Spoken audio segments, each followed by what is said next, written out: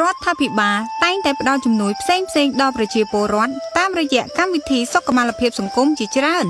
ប្រជាជនគ្រប់រូបមានសិទ្ធិទទួលបានសេវាសុខភាពដ៏សមរម្យរីឯការចំណាយផ្សេងៗលែងជាឧបសគ្គរបស់ពួកគាត់ទៀតហើយ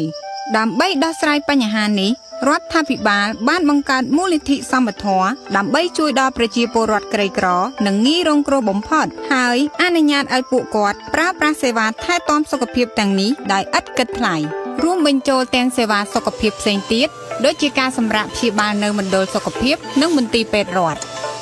ទទួលបានប្រាក់ឧបត្ថម្ភប្រចាំថ្ងៃសម្រាប់អាហារសេវាថែទាំផ្ទៃពោះជំនួយផ្នែកហិរញ្ញវត្ថុនិងទទួលបានសេវាជំនួយសង្គមផ្សេងៗទៀតក្រោមកម្មវិធីជំនួយសង្គមរបស់រដ្ឋាភិបាលតើអ្នកមានប័ណ្ណសមត្ថភាពដែរឬទេ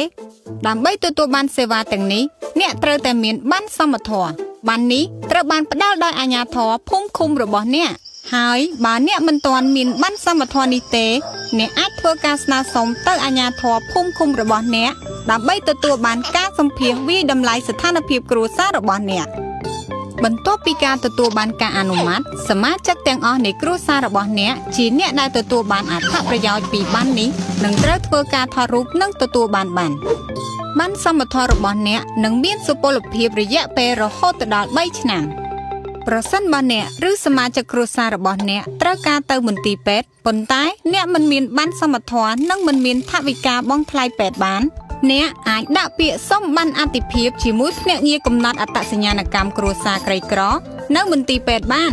ប័ណ្ណនេះមានសុពលភាពត្រឹមតែ1ឆ្នាំប៉ុណ្ណោះគ្រួសារដែលមានសុខភាពល្អគឺជាទ្រព្យដែលមិនអាចកាត់ថ្លៃបានសម្រាប់ព័ត៌មានបន្ថែមសូមតាក់ទងទៅសាលាឃុំដែលនៅជិតផ្ទះរបស់លោកអ្នកឬទូរស័ព្ទទៅលេខ1273